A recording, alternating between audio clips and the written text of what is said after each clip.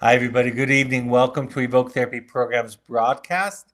Today is Monday, April 5th, 2021. For those of you that might be new to this particular format, you can submit questions or topics at any point. This is also open to family and friends, siblings.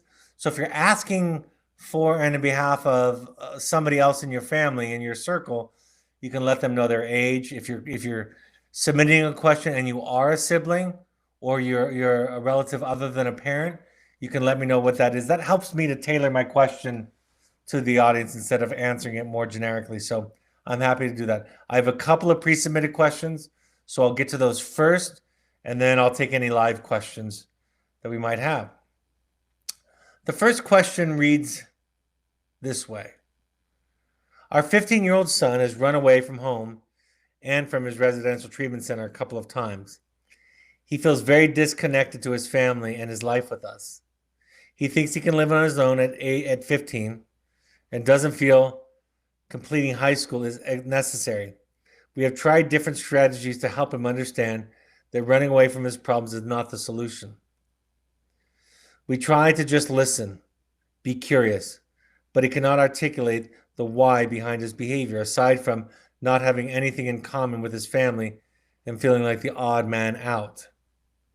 He tells us he is willing to live with his mistakes and the consequences and to let him live his life. It would be quite different if he was older, but being only 15, it's a bitter pill to swallow, and accepting he doesn't want to come home and that we cannot prevent him from running away or the choices he continues to make. Any advice? Well, that's a tough question to begin with tonight. So let me talk about a couple of things. The first thing I want to address is right here. We have tried different strategies. Oh, this sentence right here. Okay, this is a key, and as it is for all of you, this is kind of one of the keys to listening. The sentence reads, "We have tried different strategies to help him understand running away from his problems is not the solution." So, of course, it is the solution. In some way, in some context, in some story, running away is the perfect solution for him. It's getting him what he needs. You talk about being curious later on, so I know you're on board with this idea, this concept, but it's important to understand why he's running away from his perspective and what is preventing him. That's the second thing, is why can't he articulate it? Why can't he talk about it? Why does he feel like the odd person out? I'm going to go back to the beginning of the question, then come back again to the end of it, which is these children of ours, they make it difficult, right? They do a good job of making sure we feel like we have failed. In some ways, it's called, the term is called projective identification. In some ways, when we're feeling like we're helpless, we're powerless, we have failed, we're starting to get in touch with what they're feeling. It's not always true, but so very often it is true that the way we end up feeling as we relate to other people in our lives, when that feeling becomes something that is triggered by our interactions with them. In other words, I might be going through the day and having a perfectly fine day, but a phone call or a text from a certain person with certain content kind of triggers me into a certain kind of feeling: hopeless, sad, frustrated, powerless, confused, whatever it is. In therapy, we learn to ask, I wonder if this is how they're feeling. I wonder if they're feeling powerless, helpless, frustrated, angry, confused, etc. And that can start to give you an idea. Again, like a lot of the principles that I talk about in these broadcasts, it doesn't give you the answer about what to do, which is what I'll get to in a moment.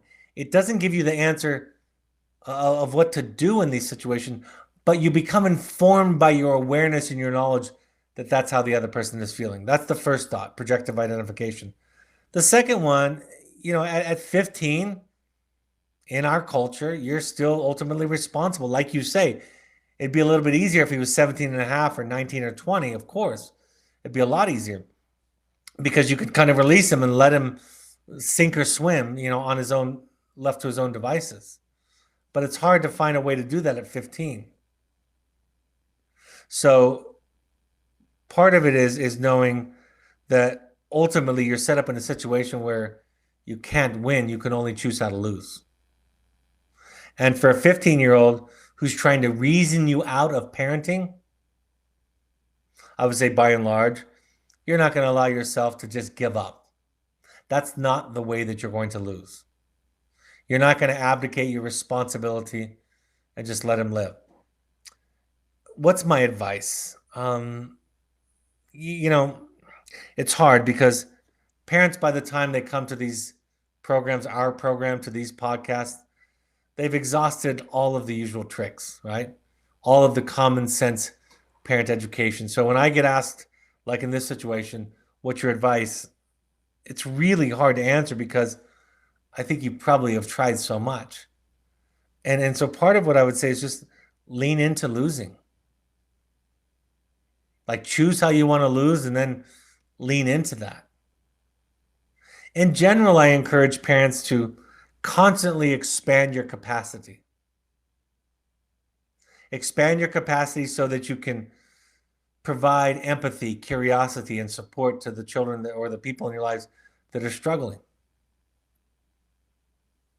Make sure you're getting access to resources for you to feed and support you emotionally, spiritually, psychologically.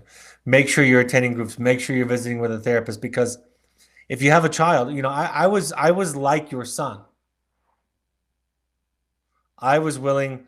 My mother had exhausted at the time growing up. All we had was some basic insurance. So she had exhausted all of our insurance money, and we were without any more financial resources beyond that. And I was going to make sure then, with that knowledge, that I subverted her plans, that I sabotaged anything she was trying to accomplish. And I was so unconsciously angry at my circumstances that I was willing to suffer just about any consequences, as long as, along with that consequence, my mother experienced the failure and the frustration and the angst that I was feeling. None of that was conscious at the time. I could not have articulated even a fraction of what I just said to you. But it was true. I figured it out sometime later. So choose how to lose. Know that you're going to lose. Develop your capacity. Make sure that you are getting, remember, it's as if your child, I don't want to be too dramatic or glib or superficial in any way, but just for the sake of an analogy, imagine that your son or daughter in this case has a terminal illness, something that cannot be cured. How would you respond? Right? You would grieve. You would feel tremendous pain and powerlessness, but ideally you would find support groups for grief and for loss. You would make sure that you have a therapist. You would talk to others who have grieved and dealt with and mourned the loss of children. And you would make sure to find yourself in groups and in circles with those people. At the end of the day, no matter how smart or how clever you are, or I am, or the next therapist is, the ultimate truth is we can't control our children. We can't control whether they live or die ultimately, whether they fail or succeed ultimately. And with that knowledge, then how do we relate to them? How do we respond? You have to kind of shrug off and discard all of the messages from the dominant culture. You have to shrug off ideas from therapists like me or others who imply or suggest to you directly that you can solve this, that you can fix this, that if you're clever enough, that the use of this or that tool will turn things around for you. And while I'm always optimistic at the possibility that things could turn themselves around, ultimately, I was talking about this with my team today. We were talking about the idea of client buy-in, of student buy-in, young person buy into the program. And one of the things that I talked about was I try not to spend too much energy on getting children to buy in, right? In fact, what I learned is, as a wellness therapist, my best contribution to them buying is to give up on whether or not they'll buy in. That's the irony. It's only when I have surrendered completely and and accepted the fact that I can't get them to where I want them to go that they often go to where they need to go, which is exactly where I want them. So I wish I had a simple anecdote or answer or analogy to tell you how to flip the switch. I really, really do. And I, you know, 15 years old, I don't know what your resources are. You might have exhausted them already. Either literally financially, you may have exhausted them, or emotionally, you may have exhausted them, meaning you've tried enough and you're not willing to try something that heavy-handed again, which is okay. Then you have to figure out how to live. You know, there's something that I've been listening to and learning lately in my own life, and that is this idea, again, that children need to experience, or ideally, they will experience from us, the sense that we're going to be okay without them, that our lives will go on, that they'll complain if we're preoccupied with our job or with our friends or with our our hobbies, our interests. They'll complain about that for sure because you can't win, right? That's the game. The game is you lose, end of game. But what I've noticed more subtly with children in my life, professionally and personally, is they need to know that you can walk away and that you've got something to do, that they're not the project. And so I suppose another way of answering this question is make sure that you're finding places and people that give your life meaning and support and happiness and joy. You can have your consequences at whatever level or threshold you would like. You can have interventions for sure. Obviously, I support that. I've done that with my children. I've run a program where we're based in parents taking a pretty big step and supporting their child therapeutically. But another thought is to find a way to not be emotionally and psychologically consumed by your child's struggle. To make sure that you're spending time taking care of yourself exclusively. And in that activity, in that act, the child starts to understand that my parents don't need me. I don't have to take care of them because they will take care of themselves. Expanding options to living with friends, living with relatives, all kinds of, I don't have any opinions about what you should do. Send him back to a program, send him to live with his grandparents, send him to live with his best friend. I don't know what the options are and what's being explored, but in essence, all of those are on the table, right? At some point, unless you're extraordinarily wealthy, you might get to a point where you've exhausted all of your finances and you're not willing to do more. And so you might be brought to this point. There are some parents who can't afford this program. Most parents can't afford this program. So how do I help them? What do I do with them? What are they supposed to do? Find people that can give you support. Find people that have struggled with the same thing. Spend time in groups and in circles where people farther along the path than yourself can share with you their experience, strength, and hope. Go to 12-step meetings. Go to therapy. Get active in living your life and then decide what you can or can't do. Learn and lean into failing. That's a big ask for a mother and father, to lean into failing. Joseph Campbell said that if you're falling, dive. He's talking about that act of surrender, right? That embracing the not just the emotional powerlessness, but the actual powerlessness you have over somebody's life. And then what would you do? And in my experience, watch and see if the connection changes. Watch and see if the response changes. He's not doing things because he's insane. It might be a really twisted solution.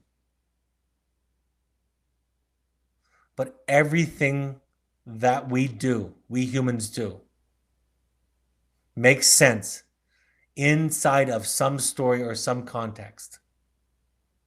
The best thing that we can do for those that we love is to understand the story that they're in, the context that they're in. And with that information, we respond not just different behaviorally. See, part of what I'm talking about tonight is it's not just a different behavioral response, it's a different emotional response. And that difference in emotional response does sometimes serve to dislodge things that feel stuck, to loosen things that feel tight or under control or under pressure. And the relationship can change. So without a one-on-one discussion with you any longer, that's the best I can do with that. Somebody asked the question, when is it appropriate to introduce sibling letters to those that are in wilderness therapy? How do we include our children at home in the process? Well, it's really case by case. So ask your therapist. I would often include hopes and intentions letter in the first couple of weeks from siblings. Not always, but often. I might include them in week 3 or 4 to kind of keep the momentum of that energy of the hopes and intentions letter. Have the parents' letters come in week 1 or 2. Have the siblings' letters come in week 3 or 4. Sometimes students are so cooperative. Some of you are saying I would beg for that form of resistance. But some clients and students are so cooperative that exposing them to siblings, again, it loosens things up emotionally for them. They're triggered, not in negative ways, but triggered to feel more emotion, to connect to it. Sometimes it's obviously easier to hear from siblings. Part of how you involve siblings is by inviting them to listen to, read one of the books that your child is reading, to ask them if they want to come, to ask them if they have questions. But understand that I'm going to say this clearly, sibling resistance to involvement in therapy is normal. And you see what happens is when the identified patient goes away, sometimes the sibling left at home feels a kind of relief. And if there's pressure or energy to bring them into the therapeutic process, it's a way of kind of re-traumatizing them. In a way, what they would say if they could is, I finally got some relief. The chaos and the disruption in our family has reduced dramatically since my brother or sister went to wilderness, and now I have some relief. And now my parents are forcing me or pulling me into therapy, and it feels like even from 1,000 miles away, my brother and sister are still dominating the process. So what I would just say to most parents is, do your work. So the work that you're doing for the child in wilderness is the same work that's going to lead you to being a better parent, a more effective parent, a more capable and supportive parent for the children that are at home that don't need the therapy. So in other words, getting them involved would look like you being a more capable parent and introducing them to a new way of behaving in the family, communicating, operating, boundaries. I think in a lot of cases, a very common result that we would point to in situations like this is after you've had your child at Evoke for a while, it would be a very common example that could occur is you would turn back to the siblings that are at home and saying, I've learned that I'm doing some things that weren't helpful. And not only did I do them to your sibling, but I did them to you, and I'm sorry. And then walk away. I can't think of a more powerful and moving way to involve the siblings than that kind of an example. I'm learning that I'm triggered. I'm learning that I have anxiety. I'm going to take a detour. for a moment before I get to some more questions because it's so important. But I said this to therapists I was training recently. And I'm going to say it to you also. I said it to my team today. This is what I say. You have to know that you're crazy. You have to come to terms with the fact that you're crazy, just like everybody else. Somewhere on the continuum of crazy, there you sit. Because if you don't realize, I'm going to say it this clearly, if you or I or my therapist or my staff, if those people don't realize how crazy they are, children will suffer. Clients will suffer. Those that we love will suffer. So I know it's a little bit of a left turn and a tangent to the question that I was originally answering, but it's really important to understand, what are my triggers? What's my trauma? Do I have anxiety? Does it come near the threshold of a disorder? Do I have high functioning depression? How do I self-medicate? I was talking to somebody this weekend and we were talking about this idea, like, if you don't know how you're triggered, you're going to assume that everybody else is the problem. If you don't know that you're a traumatized child raising traumatized children, all of the bad is going to be projected onto the child. And some of you might argue, wait a second, this is not what I signed up for. I'm not the problem. I'm high functioning. I know all of that's true too. I support all of that. But until you realize, until I realize, until the therapists that work for me at Evoke realize, until the staff that interact with your children realize, until all of those people realize what is their trauma, what are their triggers, what are their mental health issues, the children in our lives will suffer. If you or I or my therapist or my staff hang on to the illusion that we're healthy people, that we don't have issues, that we're not struggling, much like our children, by the way, if we hold on to that illusion, the child will be made to be the problem. So, bit of a detour, but important. All right. Somebody says, how do I respond to my 17-year-old son who has been to Wilderness and now at a therapeutic boarding school and doesn't take accountability, saying all kids were doing what he was doing and that he didn't do anything wrong, that I am still the one who sent him away. He still has anger and resentment 6 months later. Great question. Love this question. I'm going to read it again a little bit slower because it's really important. How do I respond? Parent asks, how do I respond to my 17-year-old son who has been to Wilderness and now he's at a therapeutic boarding school and doesn't take accountability, saying all kids were doing what he was doing and he didn't do anything wrong, that I am still the one who sent him away, that he still has anger and resentment 6 months later? I'll give you the short, slightly humorous answer. I would say agree with him. Agree with him. You didn't do anything wrong. I'm sure many people were doing exactly what you were doing. I definitely sent you away. Right? I would focus on those, agreeing with him in those areas. How do you teach accountability? You model it. Start looking at your stuff and where you fall short and model apologizing and being accountable. The accountability for him is built in. He got sent away from home. He's in Wilderness and now therapeutic boarding school. The accountability is built in, but we have to let go of trying to convince our children or others with the ideas that we have for them. So what I would say, if I were talking to your son, I'd say, yeah.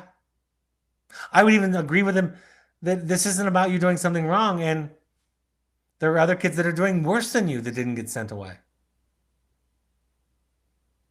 There are kids that are doing better than you who have more significant consequences in their lives, you know? See, you have to shift out of the paradigm. His question, I've shared with you many times, all of you many times, this idea, this recent quote from Einstein that I've fallen in love with again, where Einstein said, a problem cannot be solved at the same level of consciousness in which it was created. And he is trying to argue with you in the old way of consciousness. He's trying to argue if it was right or wrong. He's trying to argue if you're justified or not. He's trying to argue like there's this mathematical equation of badness, which, by the way, we're not even playing that game, good and bad, anymore. He's trying to come up with this equation of good and badness, and he hasn't crossed his threshold. And his arguments aren't that irrational. In that context, he makes some very, very good points. But you folks, you in attendance this evening, you are striving to transform to a higher level of consciousness and awareness. A new way of thinking where the answer would be, I don't know if this is the right choice for you. It's my best guess. And I don't want to go back to what we were doing before.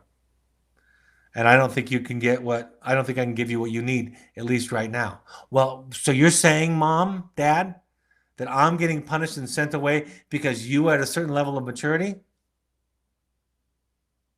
And the response to that is, yeah, that's kind of how it works, doesn't it? It kind of sucks. We end up carrying our parents' limitations until they start working on them. We end up carrying them.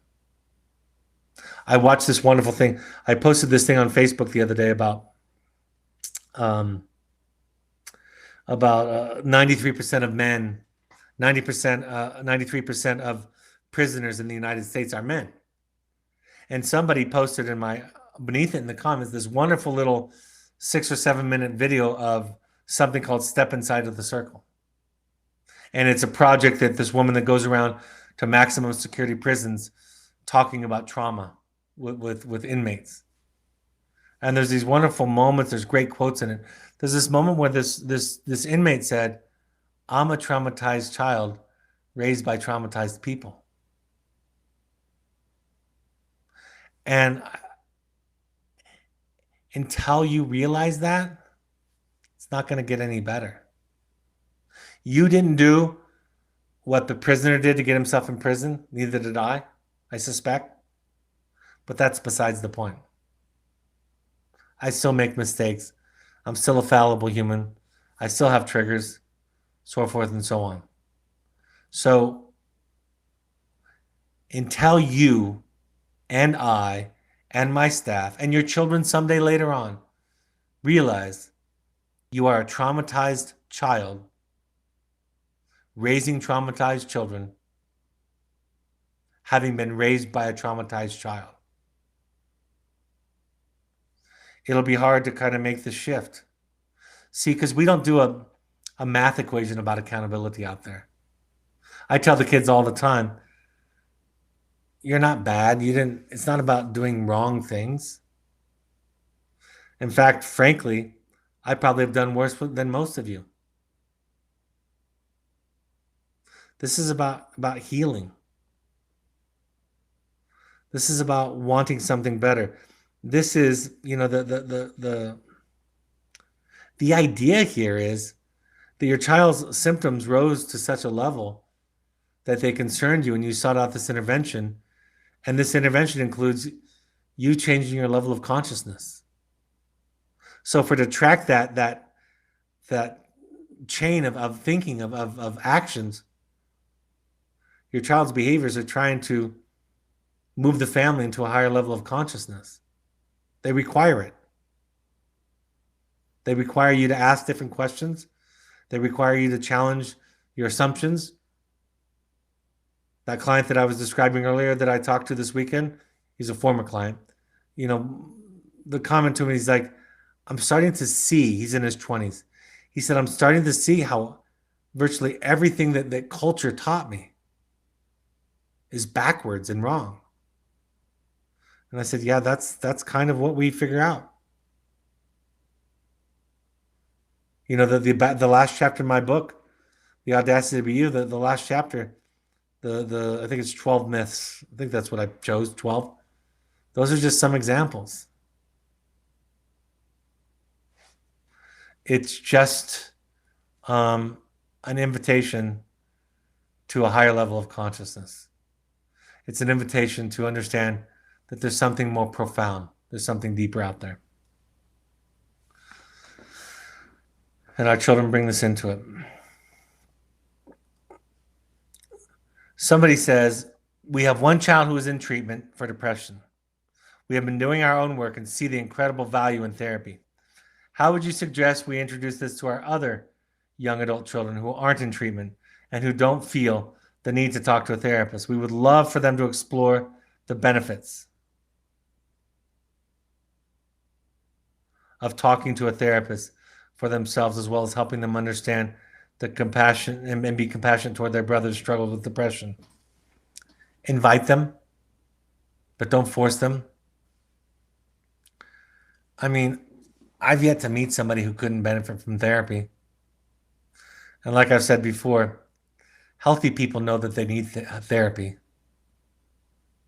The idea that you think you don't need therapy is one of the signs that you need therapy, because it's probably evidence of you clinging to the illusion that you're normal or that you're not crazy, which is a great fantasy to hold on to. So I would invite them to your therapy. I would say, would you be willing to come and learn about what I'm doing? And then let the therapist focus on you. You know, at our intensive programs that we do when we do families, almost every time, the teenager or the young adult walks away feeling like they were heard and supported. Like what they were doing wasn't completely insane within the context of the family.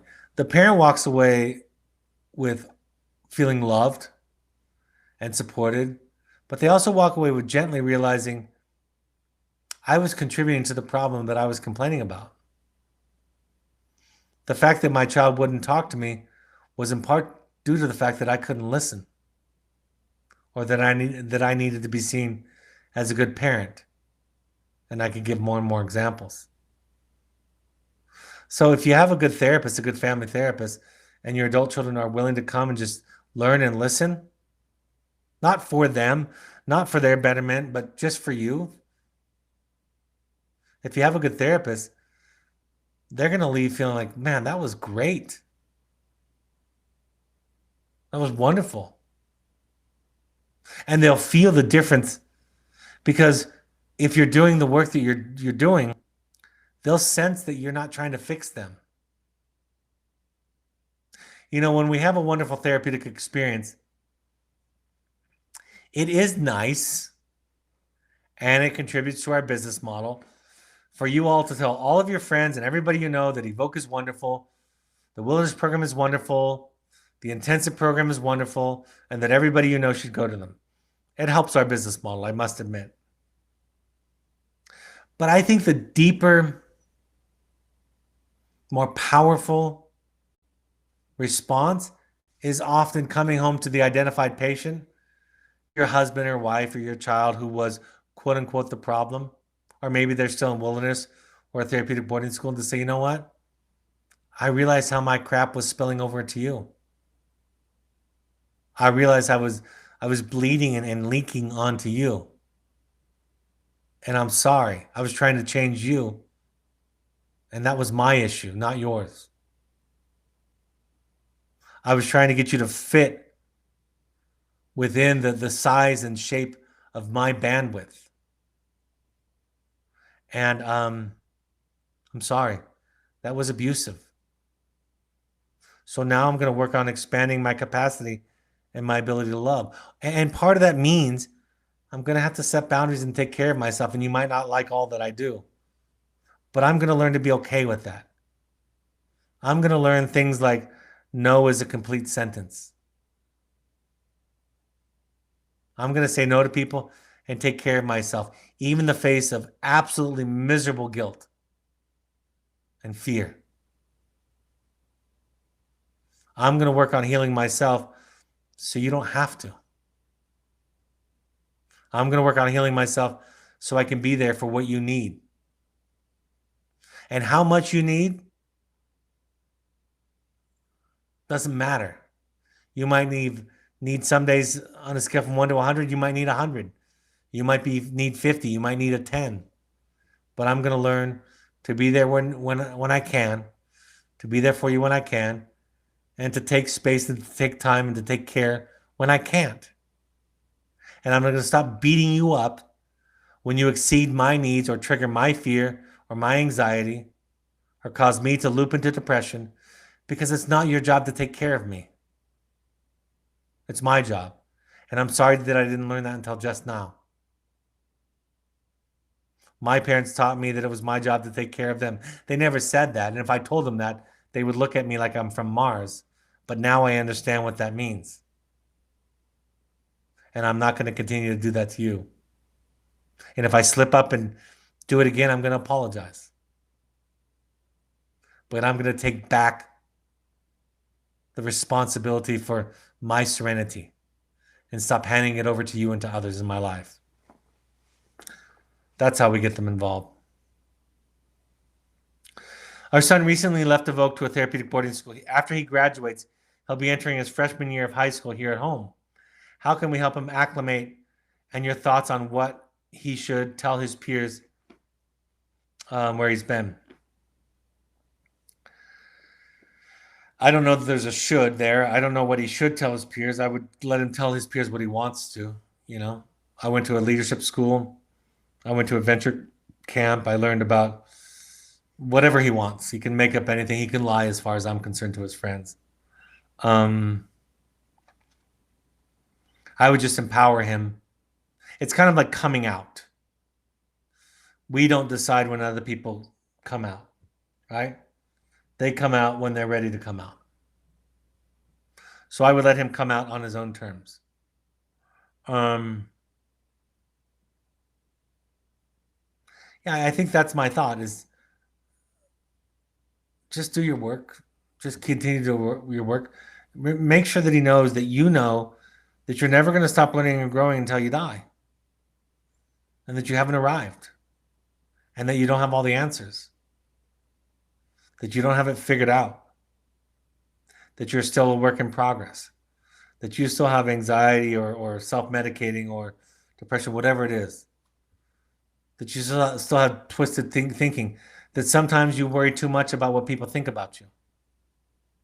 Whether that be your peers, the neighbors, the community, people at work, or even your child. Let them know that you still struggle at times with what people think about you.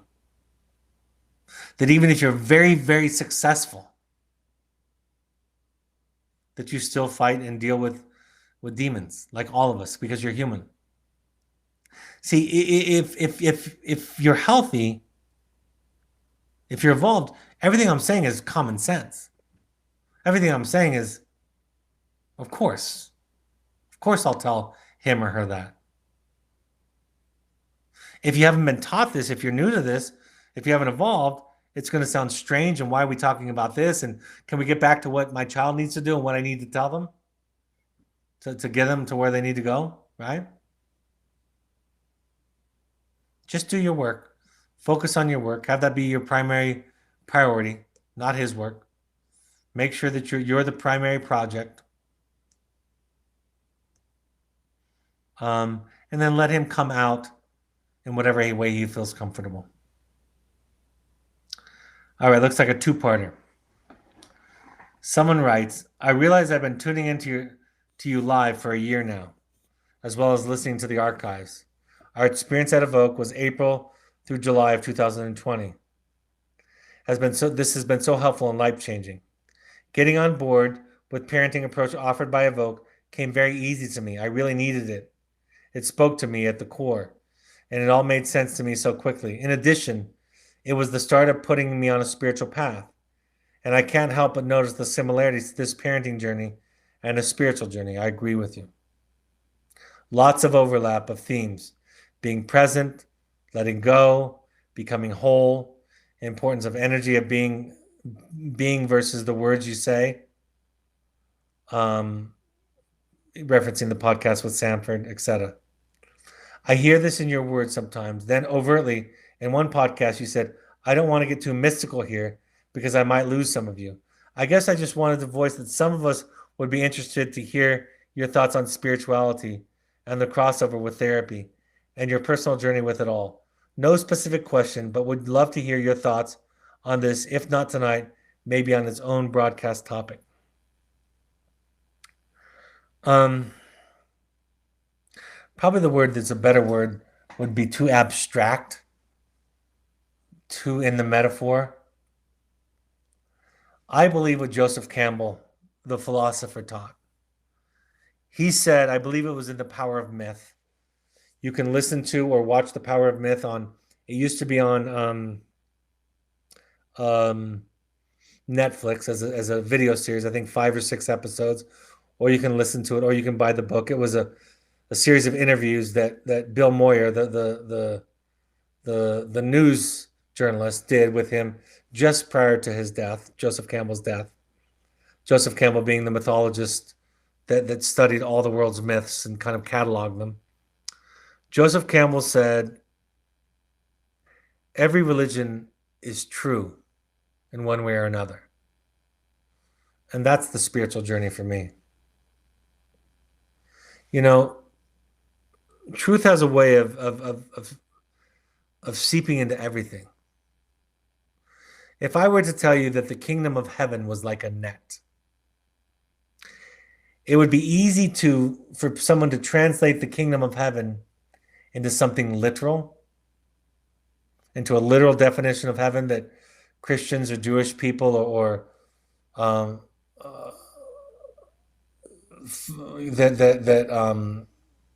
people of Islam believe or think, right? It would be Muslim. I was searching for that word. It'd be easy to translate heaven into what a Muslim or a Jewish or a Christian or somebody else thinks. But when I use the word heaven or God, I'm speaking about all of them. You know, heaven is a place of hope and joy and peace, and it can be, you know, it can be achieved here in moments. We can improve upon our heavenly earth experience more and more. If I said the kingdom of heaven was like a net, and somebody started arguing with me, you know, saying, well, it's not really a net. It doesn't have holes in it. It's not made of plant fiber or animal fiber. I would say, yes, in that way, you're right. The kingdom of heaven is not like a net in that way. But, you know, that's why I love Joseph Campbell, because he could draw upon the truths of what I'm talking about from a myth in a tribe that has long disappeared from the face of the earth. He can do it with Christianity, with Buddhism, with Hinduism, with Taoism, with Islam, right? Jewish faith, with anything. So when I said mystical, I think I was probably worried that I was becoming too abstract, too symbolic. I posted on my I did that actually on my Instagram just the other day. On Saturday, I think it was. I said that I wanted to talk a little bit about the mythology of good and evil. And I talked about Superman, I talked about Darth Vader, and basically I said, in our stories, good and evil are human conditions, right? Good is our higher self. Good is when we are in a healed place, or we're healing. Good is when we have the capacity to love, to be kind. When we see that when we are hurting the reef in the ocean, we are hurting ourselves. When we're hurting a child that lives on another continent, we're hurting ourselves, right? That's good. A transcendent place. Evil is a trauma place. Evil tends to look selfish. Evil tends to be controlling. Evil closes in, doesn't open up. Evil is not generous. Evil can be cruel. Evil tends to hurt people. There's a joke in my family because I was kind of teasing my daughter about it one day. I kept on saying to her, you know what, Liv? Her name is Olivia. We call her Liv. I said, you know what, Liv? Hurt people hurt people. Hurt people hurt people. Excuse me, I have to cough for a minute. Mark this time down, Malia.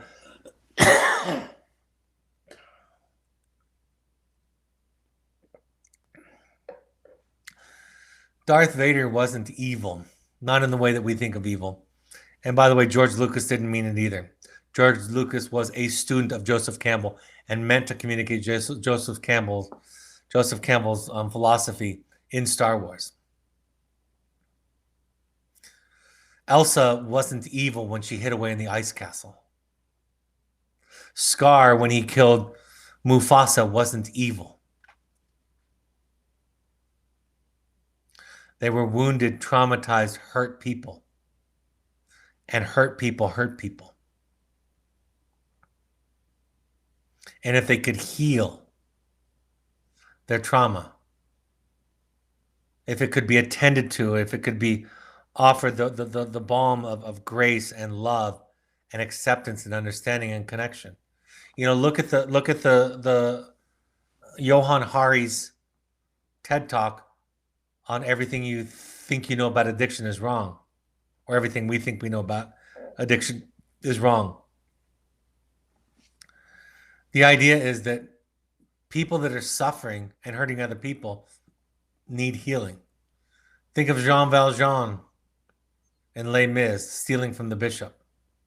I could go on and on. The story is the same over and over and over again. We weren't given what we need because the people that were there for us were compromised because of their own unhealed, undealt with trauma.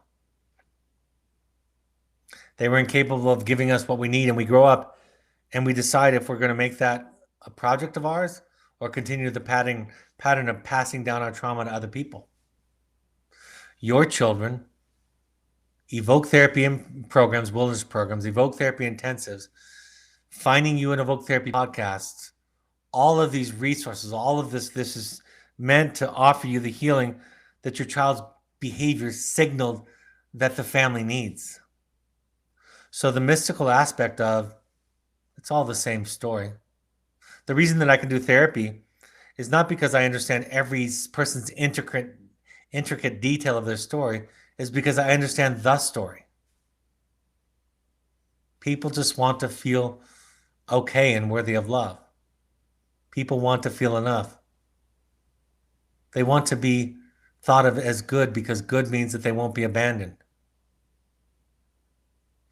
And when you know that story, you know everybody's story. And the details are interesting, and there are other tools and skills, and there are brain differences, of course, all of that's true. But people are just looking for the experience of being okay. And then in the moments they can experience being okay in our presence, we've created a connection that they'll come back to over and over and over again. And if we focus on good behavior and behavior change, we miss it. The story is never about really being good and good behavior. The story is discovering who you are, which is a being that is connected to every other being, right? A being that is capable of immense love. So that's my mysticism is, I believe every religion is right. And I believe that we're all living a very similar story. And that whether you're talking about substance abuse or body dysmorphia or depression or anxiety or self-harm or whatever it is, that it's the same story.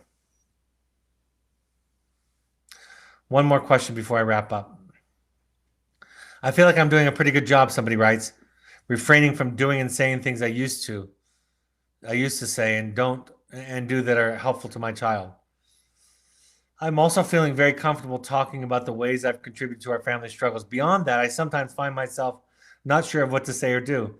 It can make things awkward in conversations, that feeling of running out of things to talk about and not totally knowing what to do to fill the time with an off campus visit with my child. Yeah, that's a typical kind of feeling. When we learn this new way of being, when we start to learn what not to do, we'll be left a little bit with not knowing what to say or do.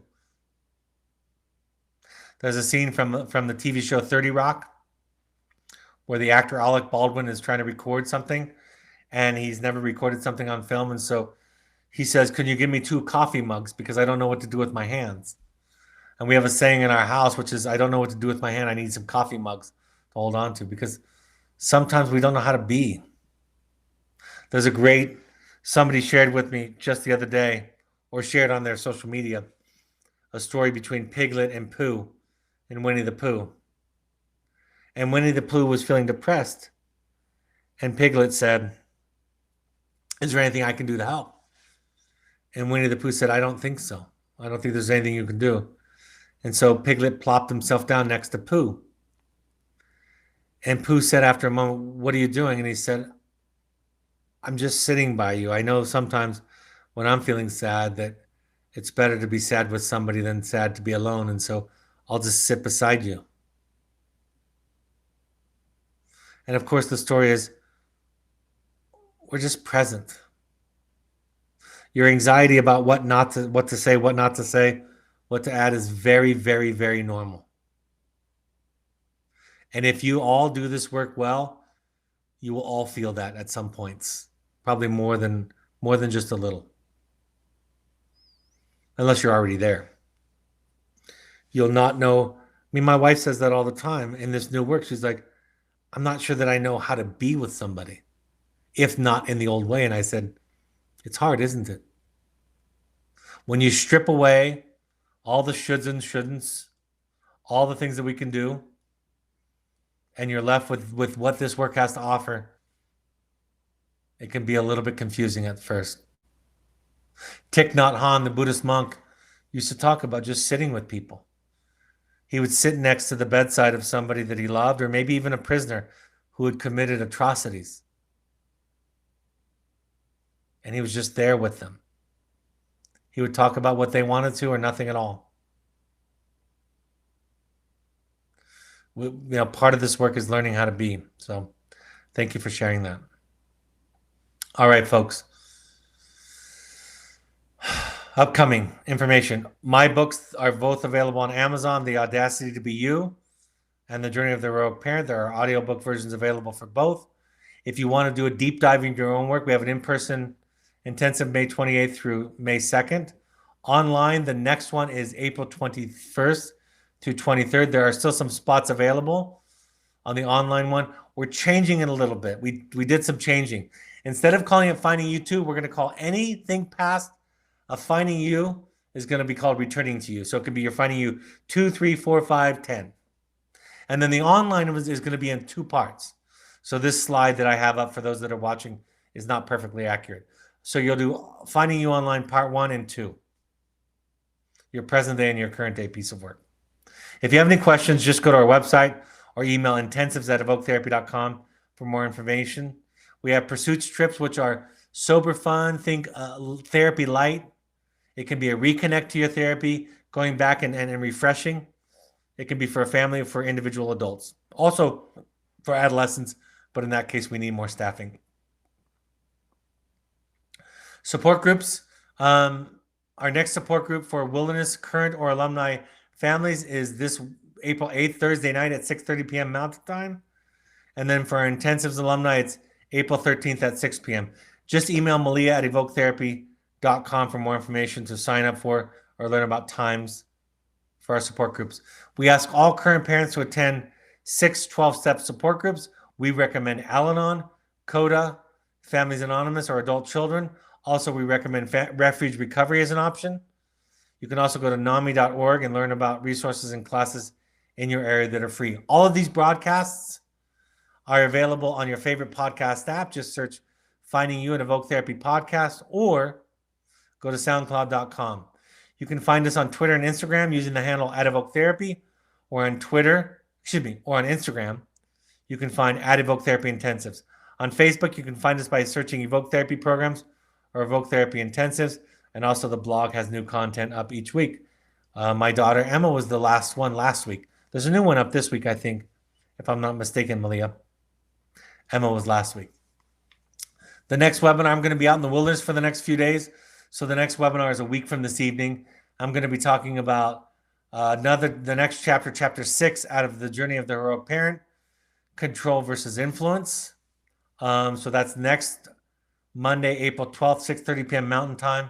The Journey of the Heroic Parent, chapter 6, Control versus Influence. All right, I think that's all for this evening. Thank you for joining us. For and on behalf of the people that love you, thank you for doing your work and for seeking out more information, more knowledge, and more support. I hope this is a helpful point of contact, and we'll take whatever questions are left over and we'll add them to the next open forum. Take care, folks. Talk to you next time. Bye-bye.